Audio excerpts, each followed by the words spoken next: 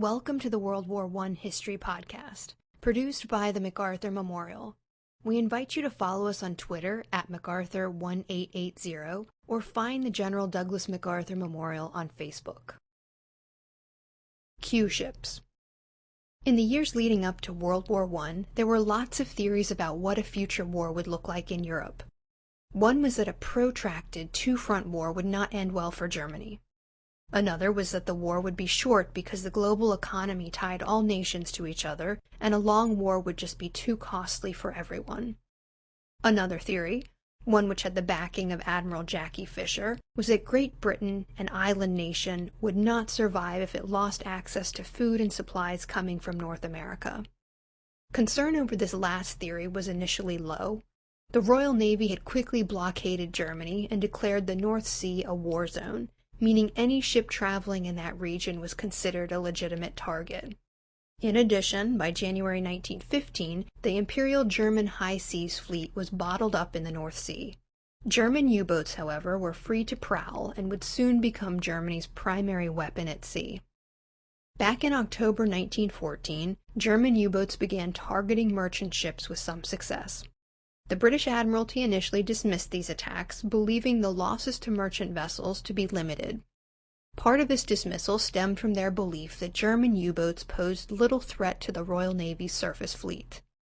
In hindsight, they were correct in predicting that the U-boats would not sink many warships. But this confidence caused them to overlook the danger U-boats would pose to the unarmed merchant vessels that formed the transatlantic supply line. International law was another reason for the Admiralty to dismiss the U-boat threat. At the time, U-boats were bound by the same prize rules governing surface raiders. They were supposed to stop merchant ships, board them, search for war materials, and if they found this contraband, they were to evacuate the crew and any passengers to safety, and then sink the vessel. If they didn't find any contraband, the vessel was not a legitimate target. The boarding and searching process was time-consuming and left a surfaced U-boat very vulnerable to attack. Therefore, the Admiralty assumed that the U-boat could not be used to any great advantage against merchant shipping. They could not imagine a U-boat commander going through such a painstaking process and risking his crew like this with any sort of regularity. And if he did, they didn't see such a cumbersome process of raiding being successful often enough to do more than be a minor nuisance. Just as the British were becoming more confident in the limitations of the U-boat, however, the Imperial German Navy, disappointed in the performance of their surface fleet, made the decision to rely more heavily on the U-boat. By early 1915, it was clear that the Royal Navy's blockade was preventing war materials and even food from reaching Germany. Stuck in the dreaded two-front war and feeling the pinch from the blockade, Germany had to do something. Targeting Allied shipping seemed to be a good solution, but Germany's surface raiders had already been taken out of action by the Royal Navy. That left the U-boat an illegal conundrum. International law clearly restricted the natural advantages of the U-boat as a weapon. As with any new frontier or technology, though, when it came to the tension between observing international law and using the U-boat in a more effective way, the need to survive and cripple the enemy won out. And so on February 4th, 1915, Germany embarked on a campaign of unrestricted U-boat warfare, declaring the zone around the British Isles to be a war zone and any vessels in that area legitimate targets.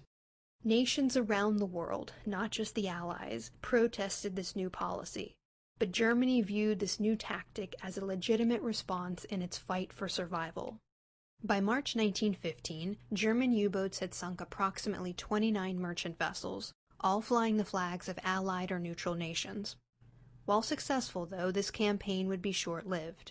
After a few disasters like the sinking of the Lusitania, in September 1915 Germany yielded to international pressure and abandoned its policy of unrestricted U-boat warfare. The U-boats continued to target merchant vessels, though, and with a fair amount of success, enough that in 1917, desperate to finish off the British, Germany once again resumed unrestricted U-boat warfare. That German leaders believed this policy outweighed the risk of permanently alienating neutral nations gives a clear picture of how successful they had been in targeting merchant vessels. During the war, the Admiralty resorted to a variety of U-boat neutralizers, such as minefields, aerial reconnaissance, and the convoy system, all as a way to contain U-boats or to protect transport and supply ships. These and many other U-boat traps were used to varying degrees of success.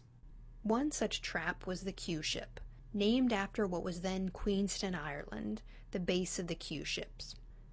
With depth charges still relatively primitive during World War I, the best way for a surface vessel to destroy a U-boat was to ram it or to attack it with gunfire. A U-boat had to surface to be attacked in either of these ways, and to avoid such an attack, tended to stay far away from armed ships. Q-ships took advantage of this. They were designed to look like unarmed merchant vessels, basically an easy target that would lure a U-boat into danger. Rather than use its limited supply of torpedoes, a U-boat would generally surface to attack such a target with a deck gun, or send a boarding party aboard to plant explosives. As the U-boat approached, Q-ship crew members were trained to panic on the decks to double down on the impression of being a helpless merchant vessel. Sometimes some of the crew would even abandon the ship to add to the illusion. When the U-boat closed sufficient distance, the Q-ship would then run up the white ensign of the Royal Navy to identify itself as a warship, and then pull the panels or other camouflage from its guns and open fire on the U-boat. This wasn't the only way to use a Q-ship, though. If torpedoed before it was able to lure a U-boat into danger, many Q-ships had lightweight cargo of balsa or cork aboard. This would give the vessel added buoyancy and make it very hard to sink, even after a successful torpedo hit.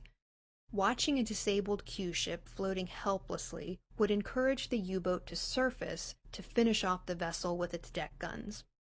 Now, deception at sea was nothing new. In the past, merchant vessels had been painted to look like men of war, bristling with fake guns. By appearing to be a warship, the merchant vessels hoped to avoid run-ins with pirate or enemy vessels. In the case of the Q-ships, however, a warship was being designed to look like a vulnerable merchant vessel in order to invite attack, and then exterminate the attacker. Historians and jurists today sometimes question the legality of the Q-ship, just as they question the legality of unrestricted U-boat warfare. So how effective were the Q-ships?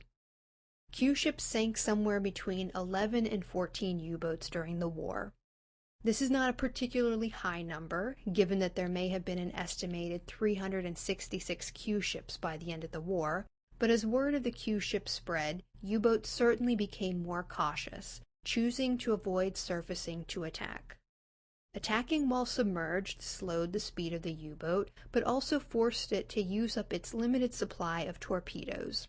This had the side effect of rendering the U-boat less capable of future attacks while on the same mission. As the war went on, Q-ship captains had to be more and more cunning in order to successfully trick the increasingly suspicious U-boats. Critics of the Q-ship argue that Q-ships siphoned off valuable resources in terms of skilled labor and material, but were only really responsible for about 10% of all the U-boats sunk during the war. It is true that more U-boats were lost to mines than to the more expensive Q-ships. It is also true that the use of Q-ships was legally problematic, and certainly encouraged U-boat commanders to be more aggressive in targeting any vessel that presented itself as a merchant vessel. The Q-ships may not have eradicated the U-boat threat, but their creation, and indeed the wide variety of U-boat traps the Admiralty invested in, were all symptomatic of the need to find some way to neutralize the U-boat. Initially dismissed at the start of the war, the U-boat nearly brought Great Britain to her knees during World War I. Just as men like Jackie Fisher had feared, Great Britain's great vulnerability lay in its transatlantic supply lines.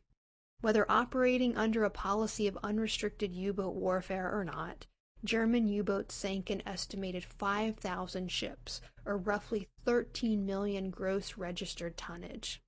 The U-boat strategy was slowly working, and it is therefore understandable why the Admiralty resorted to any number of tactics to neutralize U-boats.